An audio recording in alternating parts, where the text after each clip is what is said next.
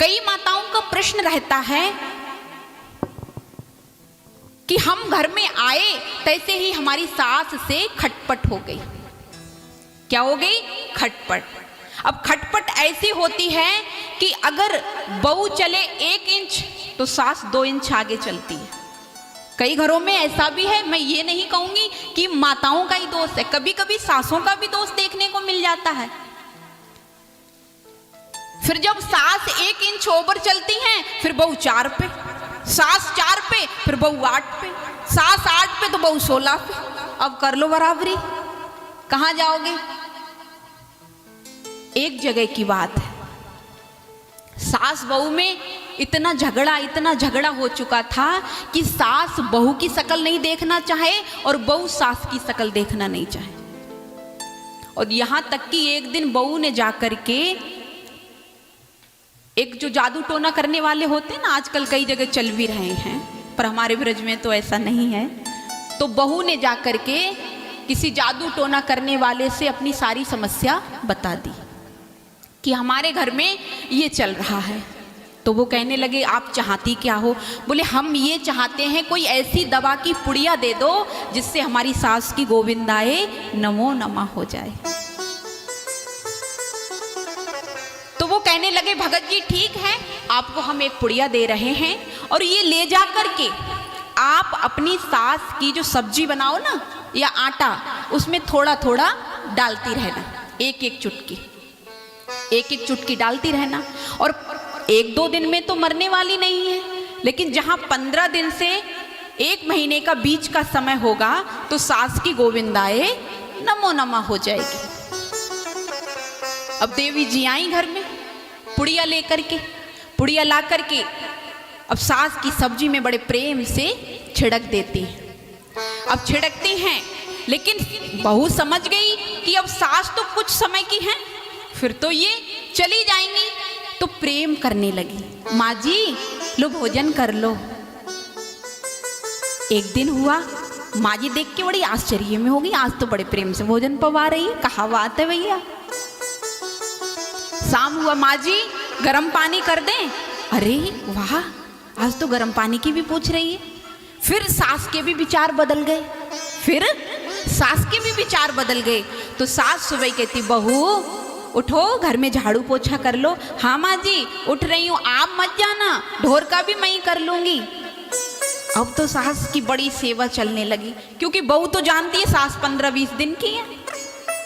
बहू तो ये समझ रही थी कि सास 15-20 दिन की है, फिर तो इनकी गोविंदाए नमो नमः हो जाएगी।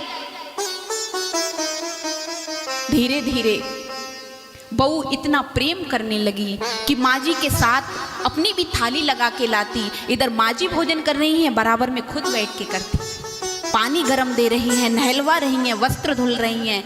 माँ जी भी फिर बहू के बिना चैन नहीं, बहू नेक नहीं दिखे। अरे बहू कहाँ हो, इधर आ जाओ गुड्डी, ओ गुड़िया, मुन्नी इधर आ। आवाज देकर बुलाने लगी। अब तू मुझको ना दिखे तो मुझको चैन ना आवे।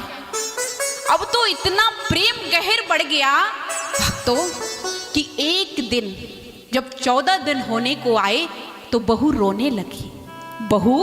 रोने लगी कि मेरी माँ मुझे इतना प्रेम करती हैं और मेरी माँ अब कुछ समय बाद मर जाएंगी। अब जाकर के दौड़ी वहीं पर पहुंच गई जहां से जादू टोना करा करके लाई और उस भक्त के चरणों में गिर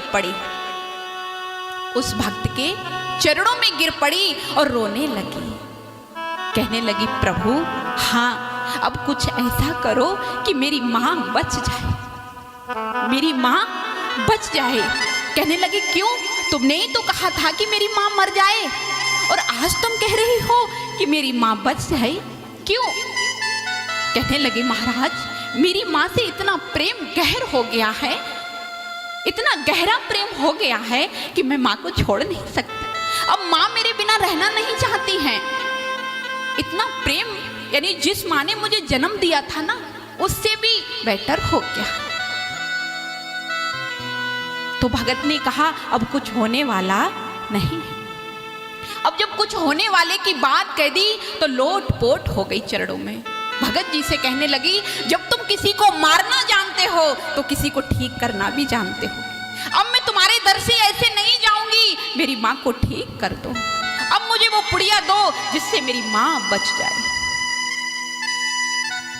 तो भगत ने मुस्कुरा के कहा, बेटी उस पुड़िया में कुछ और नहीं था। मैंने गाय के गोबर की जली हुई राख को मसल करके पुड़िया बना के दे दी। तेरी माँ कभी मरने वाली नहीं। बोलना पड़ेगा। ये क्या, इस कथा से तात्पर्य है कि जब हम किसी को प्रेम करेंगे तभी हमको प्रेम मिलेगा। जब उसने माँ को प्रेम किया तभी माँ को प्रेम मिलने लगा। जब उसने माँ को प्रेम नहीं दिया तो माँ भी टेढ़ी वेढ़ी चलने लगी। इसलिए हमें अपने घर में जो भी हमारे बड़े रिश्ते में बुजुर्ग हैं उनके सामने बैठ के आप प्रसाद पाओ, उनके बैठ के सामने चार बातें करो, उन्हें अच्छा लगता है। प्यारे, सारी जिंदगी उनने तुम्हारे ऊपर निकाल दी है और आज तुम डांट फटकार के बात करोगे तो कुछ होने वाला नहीं है। लेकिन एक बात याद रखना कि अगर तुमने किसी के साथ डांट फटकार के बात की है तो तुम्हारी जो संतान है ना, तुम्हारे घर में भी जो बहू आएगी ना, कर ले सास बुराई और तेरे वो आगे जाई। जैसा तुम परिणाम करोगे वैसा तुम्हारे आगे भी आएगा। ये कभी मत सोचना कि हमने कर दिया और हमारे पीछे कोई नहीं है। आपके पीछे भी कोई खड़ा है।